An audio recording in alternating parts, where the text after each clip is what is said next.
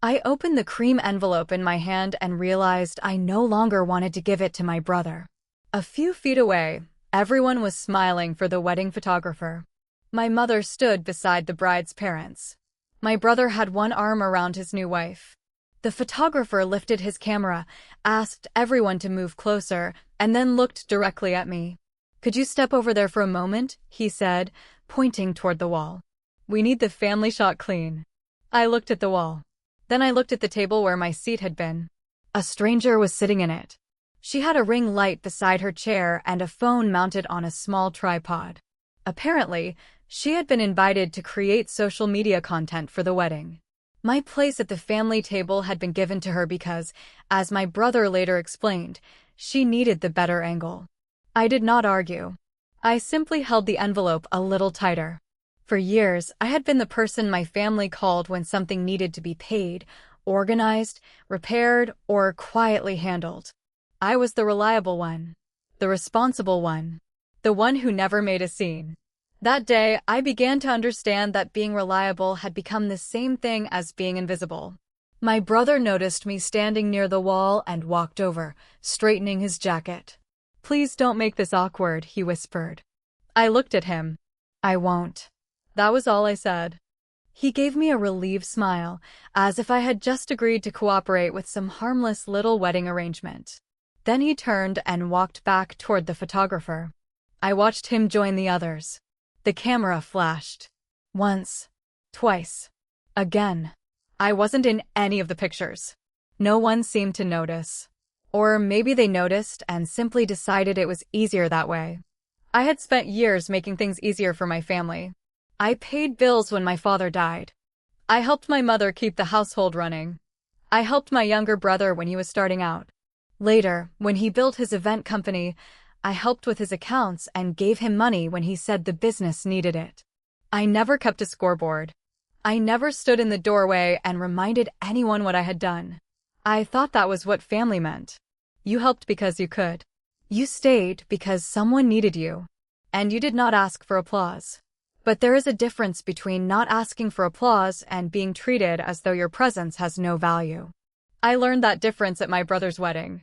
The strange part was that I had helped make much of that wedding possible. I knew the numbers. I knew the deposits. I knew what had been paid, when it had been paid, and which accounts the money had moved through. I also knew there were things about those numbers that my brother did not want me to examine too closely. At the time, I kept those thoughts to myself. There was no reason to ruin his wedding day with questions. Or at least, that was what I told myself. My brother returned to me before the next round of photographs. "Everything okay?" he asked. His voice sounded polite, but his eyes were already searching my face for trouble. "Yes." "You're sure?" I nodded. "Go enjoy your day." He smiled. "That's my sister." Then he walked away again. I watched him disappear into the crowd. That sentence stayed with me. That's my sister. Not the woman who had helped him build his business. Not the person who had answered his calls late at night. Not the person who had trusted him with money she had worked years to earn. Just his sister. Useful when needed. Invisible when inconvenient. I walked toward the gift table and placed my hand over the cream envelope. My name was written across the front in my own handwriting. Inside was something I had chosen carefully. Something meant to mark the beginning of his new life. For a moment, I almost laughed at the irony.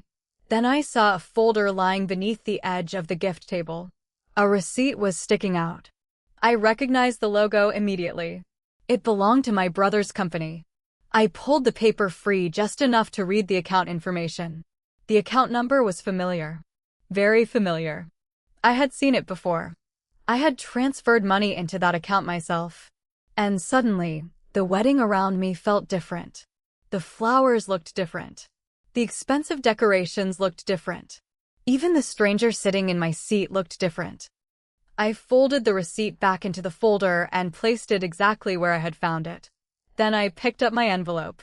I did not confront my brother. I did not confront my mother. I did not tell anyone what I had just noticed. Not yet. Because by then, I had learned something important. When people think you are too quiet to fight back, they often become careless. And careless people leave records. I walked away from the gift table with the envelope still in my hand. For the first time that day, I wasn't wondering why they had taken my seat. I was wondering what else they had taken from me without expecting me to notice. The first thing my father taught me about family was never said aloud. It was the look he gave me whenever something needed fixing. I was 17 when I first understood it. My father would come home tired, set his keys on the kitchen counter, and look toward me before he looked at anyone else. A bill needed paying. A form needed filling out. My mother needed help with something. My younger brother needed a ride. I always got up. After my father died, that habit stopped being a habit and became my role. Nobody decided I would become the responsible one. Life simply became heavier, and I kept picking things up. My mother was grieving. My brother was still trying to figure out what he wanted to do with his life. I had a steady job, so I started covering more of the household expenses. At first, it was groceries and utilities. Then came repairs, insurance payments, and unexpected bills. Whenever my mother thanked me, I told her the same thing. It's okay. We're family. I believed it. My brother remembered those years differently. He remembered that I was dependable. If he needed help with rent, he called me. If his car broke down, he called me. When he decided he wanted to start an event business, I was one of the first people he told. He arrived one evening carrying a folder and a nervous smile. I have a real chance here, he said, dropping the folder on my table. I just need a little help getting started. I opened it. There were business plans, equipment estimates, registration papers, and hopeful numbers. How much do you need? I asked. He gave me a number. It was more than I expected. I looked at him. Then I said, I'll see what I can do. That became the pattern. I helped him register the company. I helped organize invoices. I showed him how to track expenses and separate business money from personal spending. When clients paid late, I sometimes covered the gap. He joked that I was his accountant. You're better at numbers than I am, he said once, laughing as he pushed a stack of receipts toward me. I smiled. That's because I actually read them. He laughed harder. At the time, I thought those moments meant we were close. His business slowly grew. He started talking about larger events, better venues, and bigger clients. People began congratulating him for his success. I was happy for him. Whenever someone asked how he had managed to build everything so quickly, he would shrug. I just worked hard. I never corrected him. Maybe that was my mistake. I did not need him to announce what I had done. I only needed him to remember. But families can become comfortable with the person who never says no. The more dependable I became, the less anyone asked whether helping was costing me something. When my brother needed money for equipment, I found a way. When he needed help with an account, I handled it. When he needed someone to look over a contract, he sent it to me. And when he finally began making real money, the calls did not stop. They simply changed. Instead of asking, "Can you help me?" he started saying, "You can take care of this, right?" There was a difference. I noticed it. I just didn't say anything. Looking back, I think I was still trying to keep a promise I had made to my father without ever speaking the words. Keep the family together.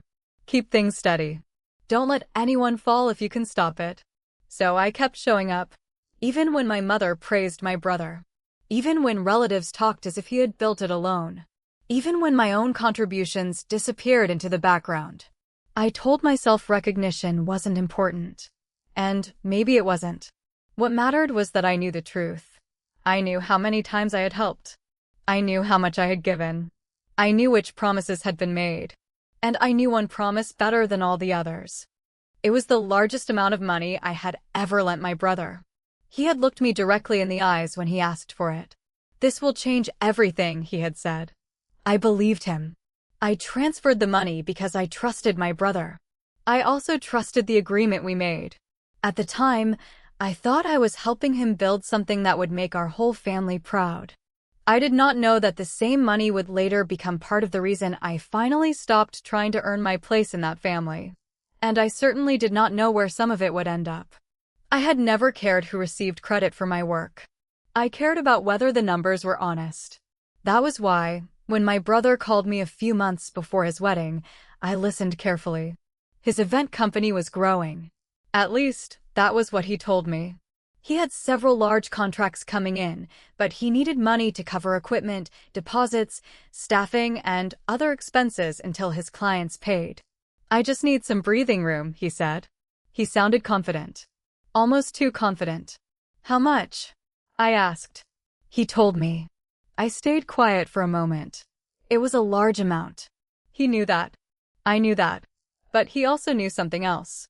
He knew I had always believed in him. I'll pay it back, he said, leaning forward in his chair. It's not a gift. I know. And I'll follow the repayment schedule. I know. He smiled. You're the only person I can trust with this. That sentence worked better than any sales pitch could have. I transferred the money. We put the agreement in writing. There were clear terms, dates, and repayment expectations. I kept a copy, and so did he. Then I went back to my life. I did not expect gratitude. I did not expect my name on anything. I simply expected him to use the money for what he had told me it was for. For a while, everything looked normal. His company kept taking on events. He talked about new clients. He showed me pictures of venues and decorations. He seemed excited about the future. Then the wedding planning became more serious. Suddenly, there were conversations about upgrades. Better flowers. A larger reception space.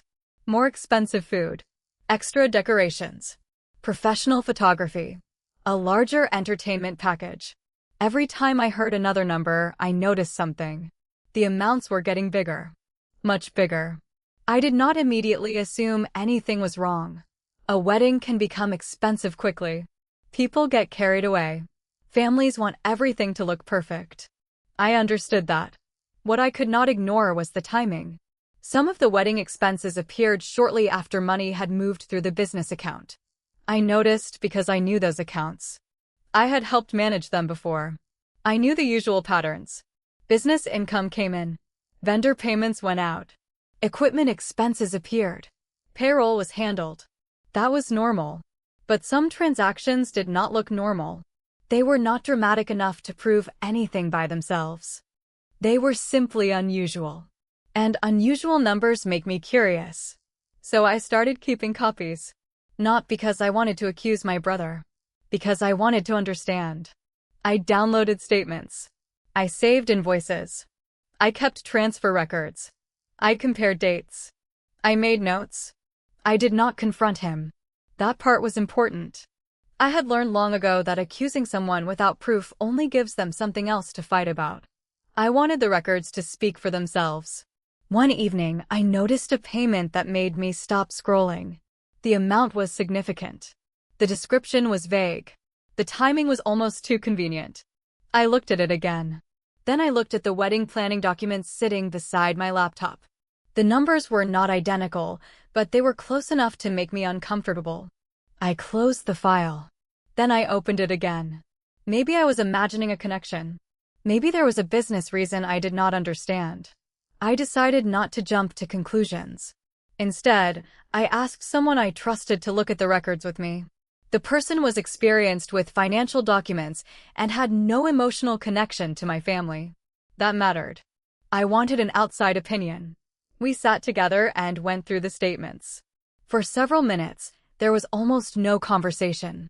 Then the advisor pointed toward one transaction. Do you know what this was for? I was told it was for the company. The advisor looked at the date. And this. Also business. Another pause. Then came the question I had been avoiding. Are you sure? I looked at the screen. No, I said. That was the first honest answer I had given myself. I was not sure anymore. The advisor did not accuse my brother. Instead, the advice was simple. Keep every record. Don't alter anything.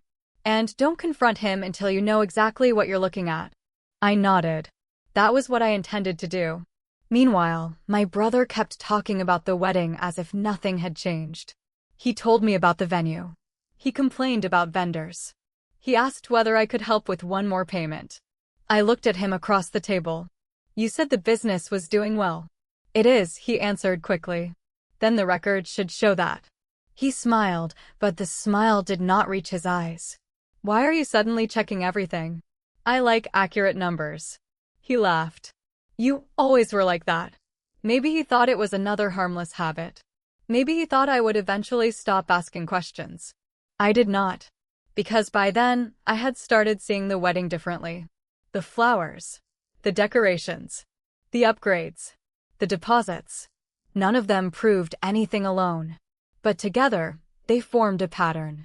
And patterns are hard to ignore once you know where to look. I still said nothing. I attended meetings. I answered practical questions. I helped when necessary. From the outside, everything probably looked normal. Inside, I was waiting. Not for revenge. Not for a confession. For the records to finish telling the story. Then, one afternoon, I found the transaction that changed everything. It connected money I had specifically lent to my brother's company with an expense connected directly to the wedding. I stared at the screen for a long time. And for the first time, I stopped wondering whether I was being too suspicious. I started wondering how much more of my money had been used without my permission. By the time the photographer arrived, I already knew I was being edited out of my own family. I just did not know how deliberate it was. The wedding hall was full of noise. Glasses clinked. Music played softly in the background. Relatives moved from table to table, checking decorations and taking pictures before the ceremony began. I stood near the entrance holding my phone, answering a message from one of the vendors. It was a small problem. A delivery was running late. Of course, someone had asked me to fix it. That was how the day had started. I handled the missing flowers. I confirmed the catering schedule. I answered a question about the seating arrangement. Then I helped my brother's event coordinator find a document he had forgotten to bring. Nobody seemed surprised that I was solving problems. Nobody ever was. My brother walked past me twice without stopping. The second time, I caught his attention. Everything is ready, I told him. He glanced toward the ballroom. Good. Thanks. Then he disappeared again. I watched him go. A strange feeling had been sitting in my chest all morning. Not anger. Something quieter. The feeling you get when a truth is standing nearby, waiting for you to notice it. The photographer arrived shortly before the ceremony. He carried several cameras and spoke quickly as he organized people. Family portraits first, he announced. Everyone gathered. My mother stood beside my brother. The bride's parents moved into position. A few relatives joined them. I started walking toward the group. Then someone stopped me. Actually, a woman said, touching my arm lightly, "Could you wait a minute?" I looked at her. Why? She pointed toward the family table. There isn't really room. I looked. There was a chair there. My chair. Except someone else was sitting in it. She was a stranger to me, dressed for the wedding, with a ring light beside her and a phone mounted on a tripod. I recognized her from earlier. She had been taking short videos of the decorations and guests. My brother's bride had apparently hired her to create social media content. I looked back at the woman who had stopped me. That was my seat. She smiled awkwardly. We needed the space. Needed. That word stayed with me. I had helped pay for the space. I had helped my brother's business survive difficult months. I had helped with the wedding expenses. And somehow, when the important photographs were being taken, my place was the easiest one to remove. My brother noticed the situation and walked over. Please don't make this a thing, he said quietly. His voice was soft, almost pleading. I looked at the crowded table, then at the photographer, then at him. I won't. He exhaled. Thank you. That was all. No apology. No explanation. Just relief that I had agreed to stay quiet. The photographer raised his camera. Everyone closer. People laughed. Someone adjusted my mother's dress. The bride moved beside my brother. The flash went off. I stood several feet away. Another photograph. Another flash. Then the photographer looked at me. Could you step over there? He pointed toward a wall near the gift table. You're blocking the angle. I moved. There was no argument. No dramatic exit. I simply stepped aside. That was when I noticed something that hurt more than the missing seat. The official family photograph was being taken without me. I had been in that family photograph in my mind 1,000 times. My father had been gone for years, but I had always imagined that my brother's wedding would be one of those moments when our family finally stood together again. Instead, I was standing against a wall while a stranger captured the picture. The camera flashed. The room laughed. Someone clapped. And I realized that nobody was going to come looking for me. I could have said something. I could have reminded them who I was. I could have listed every bill I had paid. Every transfer, every late-night phone call, every time I had stepped in when my brother needed help. But I did not. Because explaining your value to people who have already decided not to see it rarely changes anything. So I stayed quiet. I walked toward the gift table. My cream envelope was still there. My handwriting was across the front. I had prepared it weeks earlier. Inside was a wedding gift I had chosen with care. I picked it up. For a moment, I considered leaving it where it was. Then I remembered the empty chair. I remembered the stranger sitting in it. I remembered my brother saying, "Please don't make this a thing." So I held the envelope in my hand. I did not open it. I did not give it to him. Not yet. Then I noticed a folder underneath the gift table. A corner of paper was sticking out. I pulled it free. The logo at the top belonged to my brother's company. I looked at the date. Then I looked at the amount. My stomach tightened. I had seen that transaction before. It was connected to one of the business accounts I had helped manage. I read the description again. Then I looked around the room. Everyone was still celebrating. Nobody was watching me. That was probably the safest thing for them. I quietly returned the paper to the folder. Then I slipped the wedding envelope into my bag. I did not confront my brother. I did not confront my mother. I simply walked away from the gift table. For years, I had believed silence meant accepting whatever my family handed me. That day, I finally understood something different. Silence could also mean I was finished explaining myself. And as I left the ballroom with the envelope still in my bag, I knew the wedding had given me something far more valuable than a seat at the family table. It had given me a reason to look closely. And I had a feeling the numbers were about to tell me exactly why I had been left out. I had spent years giving people things they assumed would always be there. My time, my money, my patience, my silence. That night, I finally took one of those things back. I sat alone at my kitchen table with the cream envelope in front of me. The same envelope I had carried through my brother's wedding. The same envelope I had intended to place in his hands with a smile. Instead, I had brought it home. I looked at my handwriting across the front. For several minutes, I did nothing. Then I opened my laptop. I pulled up the business records, the wedding receipts, the bank statements, the loan agreement, one document after another. I placed them side by side. I was not looking for a reason to be angry. I was looking for facts. That was always how I worked. Numbers did not care who was someone's brother. They did not care who had just gotten married. They did not care how many people were standing in a wedding hall smiling for photographs. They simply showed where money had gone. I started with a loan. The amount was clearly written in the agreement. So were the repayment terms. So was the purpose. Business expansion. Equipment. Operating costs. Cash flow. Nothing about a wedding. I opened the bank statement next. The transfer from my account was there. Then I followed the money. Some of it had gone exactly where my brother said it would. That almost made me feel relieved. Then I found the other transactions. Payments connected to wedding vendors. Deposits that matched dates from the wedding planning schedule. Expenses that had nothing to do with keeping his company running. I stared at the screen. I had suspected it. Now I could see it. The money I had given him to strengthen his business had helped pay for a celebration where I had been treated like an inconvenience. That was the part that hurt. Not the amount. Not even the wedding. The dishonesty.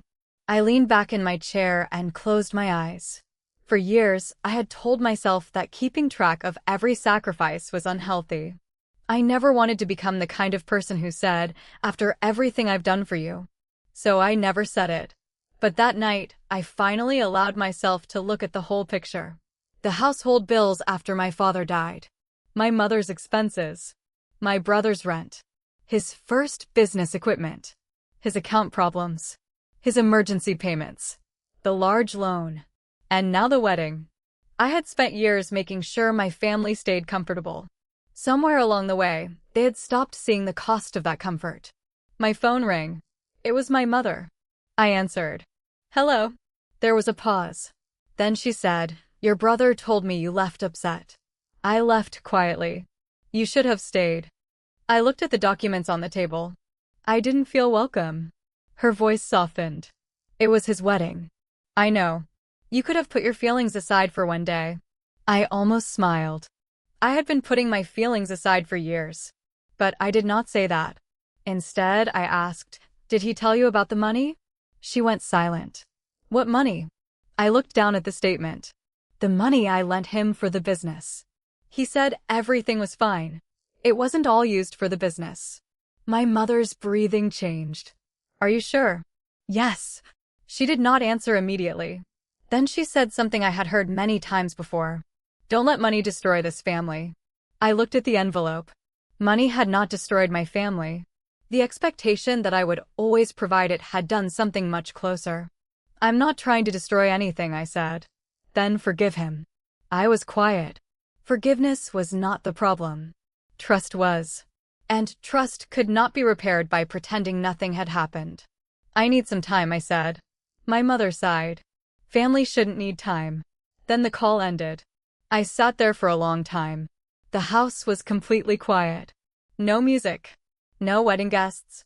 No camera flashes. Just the soft hum of my refrigerator and the papers spread across my table. I picked up the wedding envelope. For a second, I thought about taking it back to the venue. Then I realized I did not owe anyone an explanation. I put it inside a drawer. Not as punishment. Not as revenge. Simply because the gift had been prepared for a relationship that did not exist anymore. Before going to bed, I made one final copy of every important document. The loan agreement. The transfers. The invoices. The business statements. The wedding receipts. I saved them in 2 places. Then I closed my laptop. I thought the hardest part was over.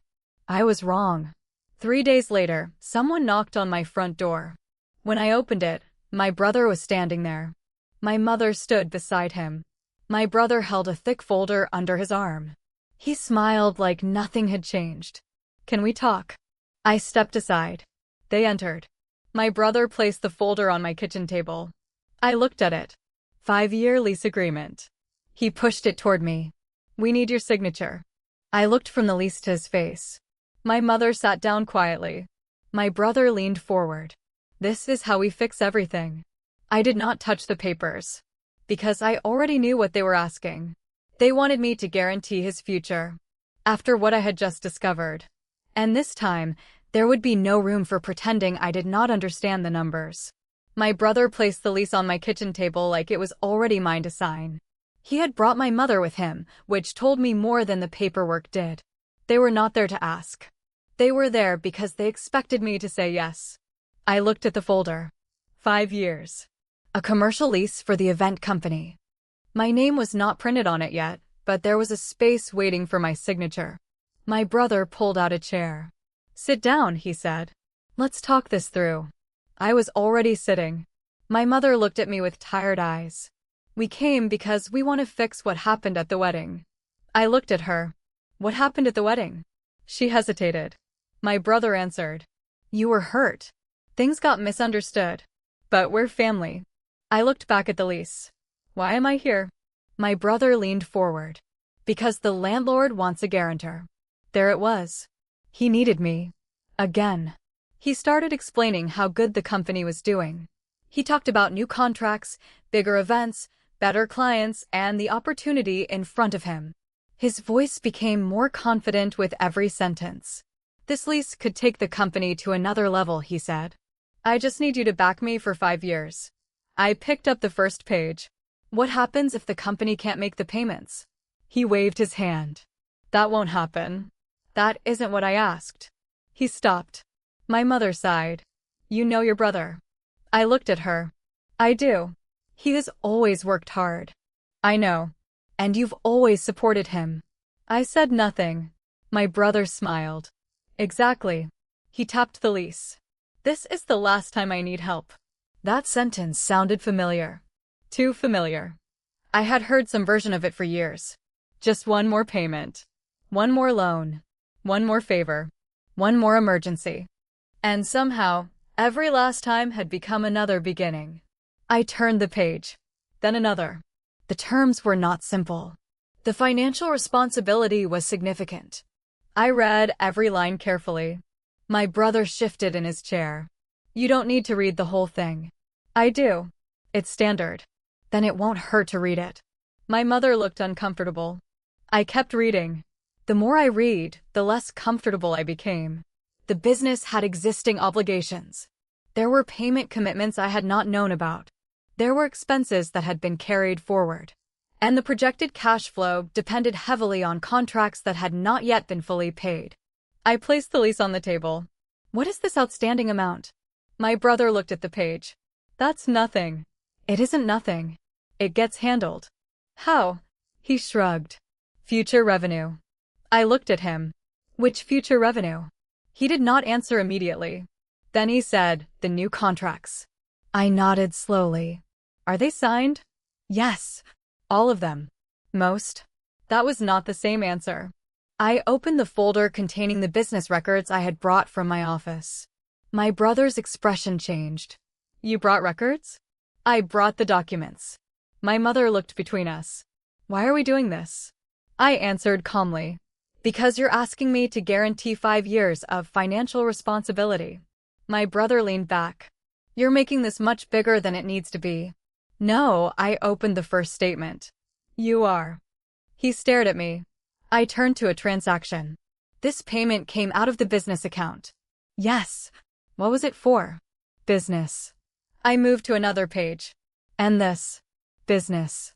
Then I placed the wedding receipt beside it. The room went quiet. My brother's eyes dropped to the paper. I did not accuse him. I did not raise my voice. I simply let the documents sit between us. My mother reached for the receipt. What is this? My brother answered quickly. It was complicated. I looked at him. Complicated how? He rubbed his forehead. Some expenses overlap. Business expenses and wedding expenses? It wasn't like that. Then explain it. He opened his mouth. Nothing came out. For the first time since they arrived, my mother stopped defending him. She looked at the papers again. My brother stood. You're acting like I stole from you. I stayed seated. I haven't called you anything. But you're treating me like a criminal. No, I closed the folder. I'm treating you like someone asking me to guarantee a 5-year debt. My mother spoke quietly. You're his sister. I looked at her. And that is why I helped him for years. My voice remained calm. But being his sister does not make me a financial guarantee. My brother shook his head. You don't trust me. I thought about the wedding. The empty chair. The stranger with the ring light. The family photograph without me. The money that had moved through his accounts. Then I looked at the lease. I trusted you with money. He said nothing. I trusted you with an agreement. Still nothing. And now you're asking me to trust you with 5 more years. He looked away. My mother whispered, what do you want from him? I answered honestly. I want him to keep the promise he already made. That was when my brother understood. I was not discussing the new lease anymore. I was talking about the loan. The money I had given him. The money he had promised to repay. The money that had been used in ways he never told me about. I pushed the lease back across the table. I need time to finish reviewing everything. My brother's face hardened. You're not saying yes. No, he looked at my mother. She looked at him. Neither of them spoke. I gathered the documents and closed the folder. The conversation was over. But the truth was not. Because now I had the lease in front of me, the financial records in my hands, and something my family had underestimated for years. I was finally paying attention to my own numbers. And this time, I was not going to sign anything until every number made sense. My brother thought the lease was the trap. He did not realize the paperwork had already become the evidence. After he and my mother left, I carried the folder into my office and placed it beside the records I had been collecting since the wedding. I did not sleep much that night. Not because I was angry. Because I wanted to be certain. There was a difference between suspecting that someone had misused your trust and being able to prove it. I wanted proof. So I started again. I reviewed every transfer connected to the loan. Then I matched those transfers against the business statements. Then I compared the business statements with the wedding invoices. I wrote dates beside each transaction. I noted the amounts. I marked the ones that could be explained by ordinary business activity. Then I separated the ones that could not. The pattern became clearer. Some of the money had gone toward legitimate business expenses, just as my brother had promised. But some had not. Payments appeared for wedding-related vendors. Deposits had been made around the same dates as major wedding purchases. Other business obligations had been delayed while money was being used elsewhere. The numbers were no longer vague. They were connected. I took everything to the financial advisor who had previously warned me not to confront my brother without evidence. We sat across from each other while I placed the documents on the table. He reviewed them quietly. Page after page. Statement after statement. Finally, he looked up. This isn't a misunderstanding. I waited. The transactions showed that funds were moved for purposes outside the agreement. I looked down at the papers. I already knew. But hearing another person say it made the situation real in a way that my own suspicions never could. Can you document it? I asked.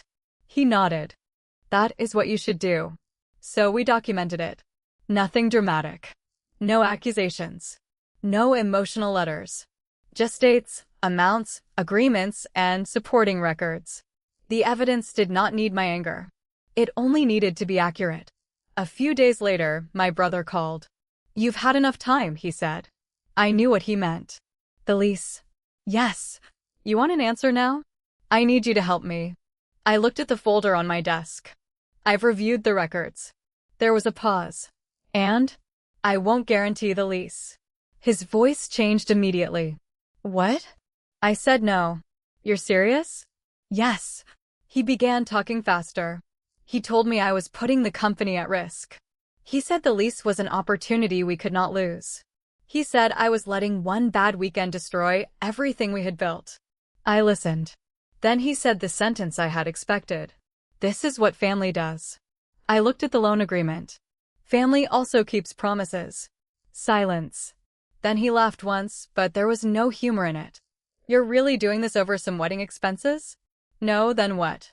Over the agreement. He became defensive. You know how businesses work. I do. Money moves around. I know. Everything benefits the family eventually.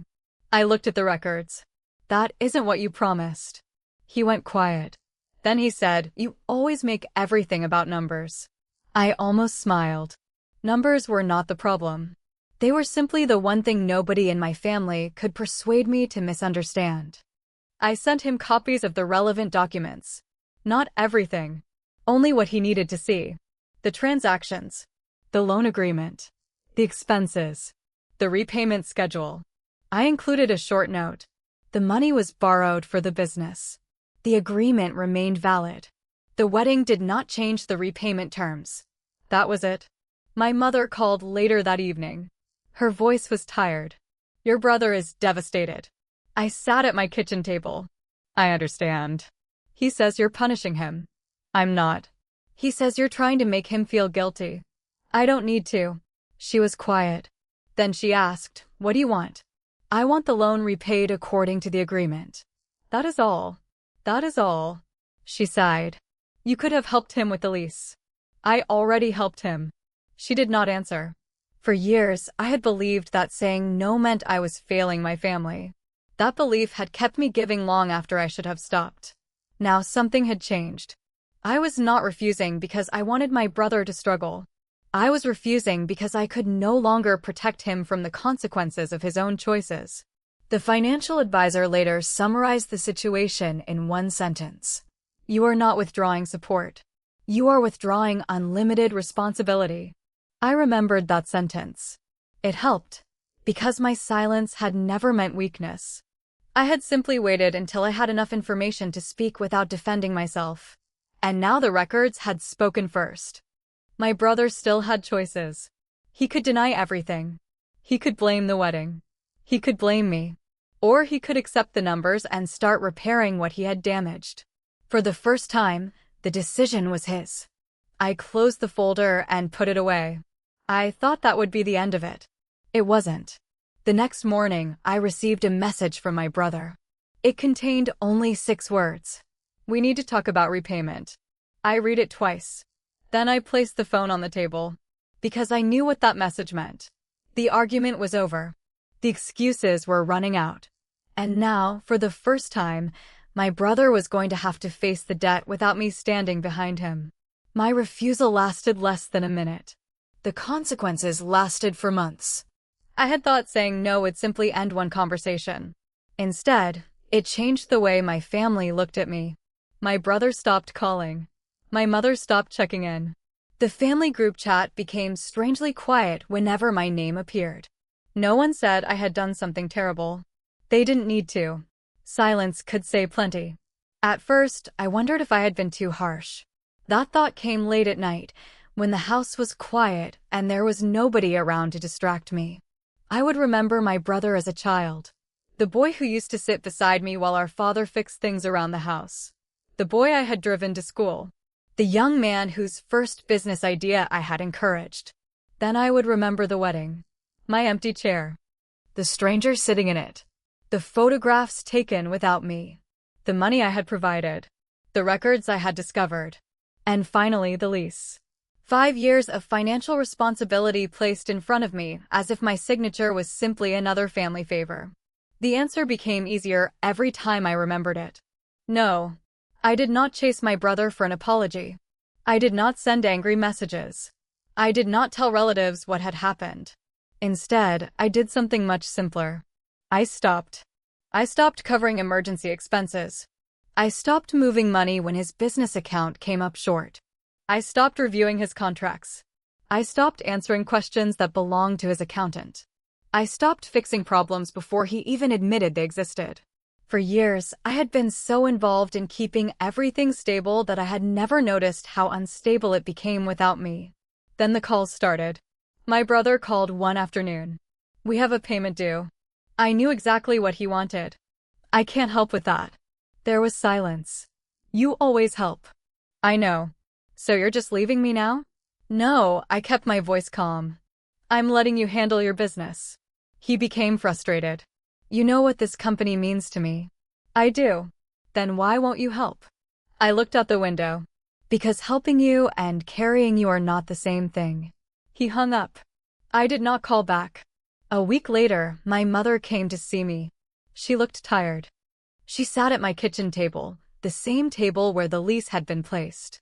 You've changed, she said. I poured her some tea. Maybe. You used to care about your brother. I still do. Then why are you letting him struggle? I sat across from her. Because he has to learn how to stand on his own. She looked away. You could save him. That sentence hurt more than I expected. Because I had spent years believing that was my job. I thought of my father. I remembered the promise I had made in my own mind after he died. Keep the family together. Keep everyone safe. But I finally understood that keeping people safe did not mean protecting them from every consequence. My mother left that afternoon without hugging me. I watched her walk down the path. I wanted to call her back. I almost did. But I stayed where I was. That was one of the hardest things I had ever done. Not because I was angry. Because I was not. I still loved them. That was what made the boundary painful. People sometimes think boundaries are easy when you are finished caring. Mine was the opposite. I cared deeply. I simply could not keep sacrificing myself to prove it. Over the next few months, my brother's business changed. I heard pieces of it through relatives. He had to reduce expenses. He renegotiated some contracts. He brought in professional help. He stopped taking certain jobs because the numbers did not work. For the first time, he was forced to look at the company without assuming I would fill every gap. I did not celebrate his difficulties. I actually hoped he would succeed. I just hoped he would succeed honestly. Then something unexpected happened. My brother began paying the loan. The first payment arrived quietly. No dramatic message. No apology. Just the transfer. I checked the amount. It matched the agreement. I stared at the screen for a moment. Then I closed it. The next month, another payment arrived. Then another. Each one was ordinary. And somehow, each one meant more than any apology he could have written. He was finally doing what he had promised to do. He was taking responsibility. My mother remained distant. Our conversations became short and careful. There was still pain between us. But I no longer tried to force the relationship back into its old shape. Some things had to change. Maybe that was the point. I started spending more time with people who knew me without needing something from me. A neighbor who invited me for Sunday coffee. An old friend from work who had always asked how I was doing before asking for anything else. People who noticed when I was tired. People who remembered birthdays. People who saved me a seat without being asked. That simple thing stayed with me. A seat. For years, I had thought the empty chair at my brother's wedding was the worst part. It wasn't. The worst part was realizing how long I had accepted empty spaces in my own life. I had been standing behind everyone else for so long that I had forgotten what it felt like to stand beside someone. Then, several months after the wedding, my brother made another payment. But this time, there was a message attached. He said he was grateful. He did not ask for anything. He did not need a favor. He did not mention the business. He simply thanked me. Then he said he had something else for me. A few days later, an envelope arrived. Inside was an old childhood photograph. My brother and I were standing beside our father. We were young, smiling, before money had complicated everything, before I became the reliable one, before anyone had to prove who belonged. I held the photograph for a long time. And for the first time in months, I felt something loosen inside me. Not because everything was fixed. It wasn't. But because my brother had finally understood something I had struggled to understand myself. I was not valuable because I could save him. I was valuable because I was his sister.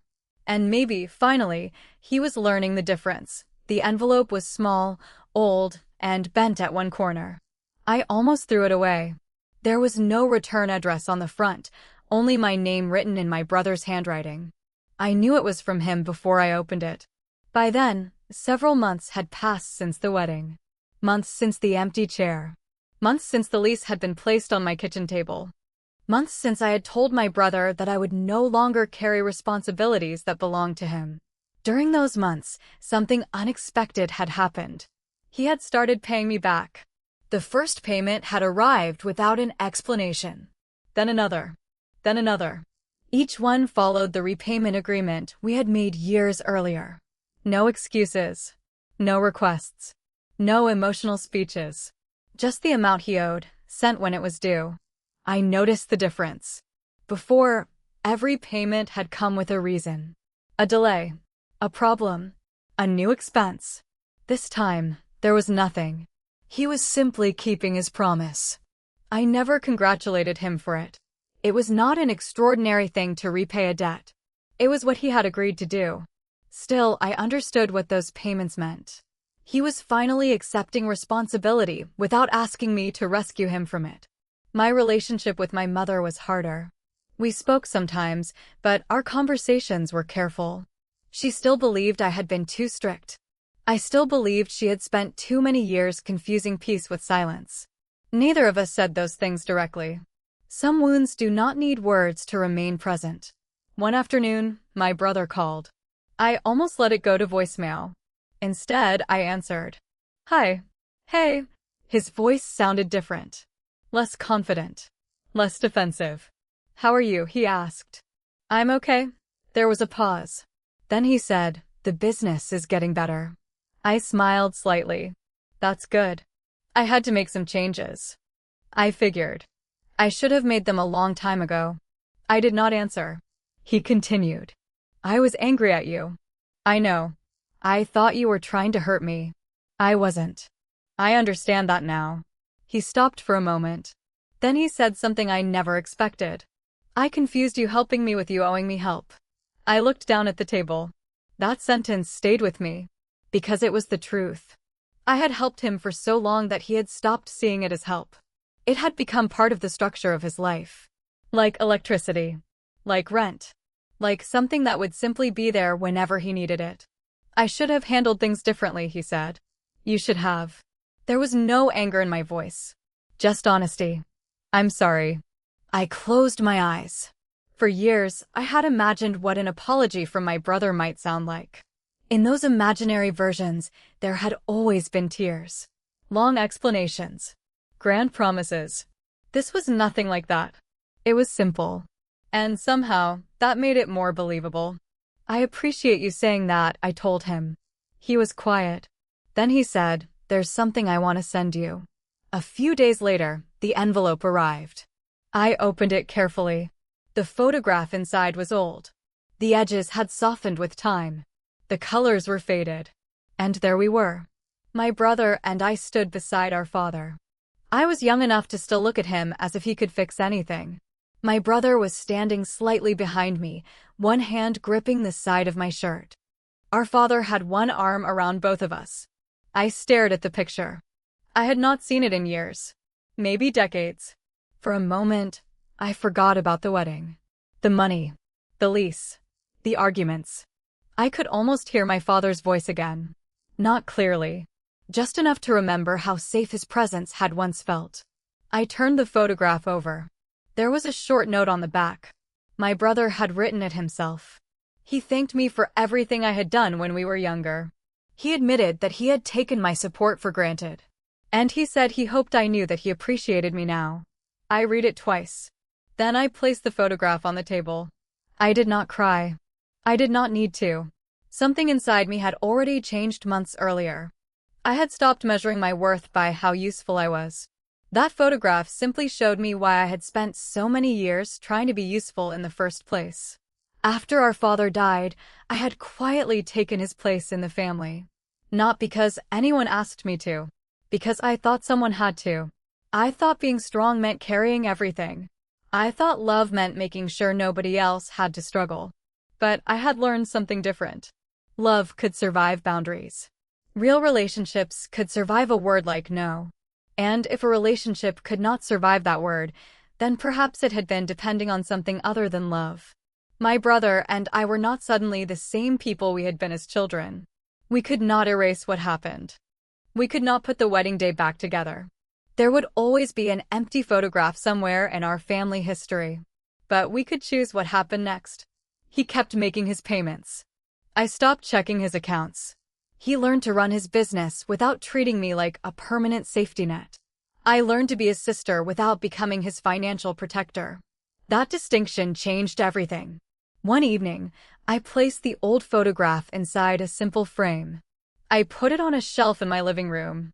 Not because the past was perfect. It wasn't. But because the photograph reminded me of something important. Before I became the reliable daughter. Before I became the person who paid the bills. Before I became the woman everyone expected to solve every problem. I had simply been a daughter. A sister. A person who deserved a place beside the people she loved. And maybe that was the real apology hidden inside that little envelope. My brother had finally stopped asking me to prove that I loved him. He had started showing me that he understood what my love had cost. For the first time, I did not feel like I was standing outside the family picture. I was finally looking at it from the inside. For years, I thought family meant staying useful enough that nobody could afford to lose me. I thought love meant being available. I thought loyalty meant saying yes when everyone else said no. And I thought if I kept giving enough, fixing enough, and forgiving enough, eventually someone would notice what I had been carrying. I was wrong. I had spent years measuring my place in my family by what I could provide. After my father died, I became the person who kept things moving. When my mother needed help, I was there. When my brother needed money, I found a way. When his business needed support, I helped. When his accounts became complicated, I organized them. When he needed a large loan, I trusted his promise and transferred the money. And when he got married, I was still the person everyone expected to work quietly in the background. But when the photographs were taken, my seat was given to someone else. A stranger sat where I was supposed to sit. I was moved away from the family picture. And somehow, that small humiliation exposed something much bigger. I had spent years paying for a place I should never have had to purchase. At first, I thought my decision to stop would be temporary. I thought maybe I would calm down. Maybe my brother would apologize. Maybe my mother would understand. Maybe everything would go back to normal. But then I realized something. Normal was the problem.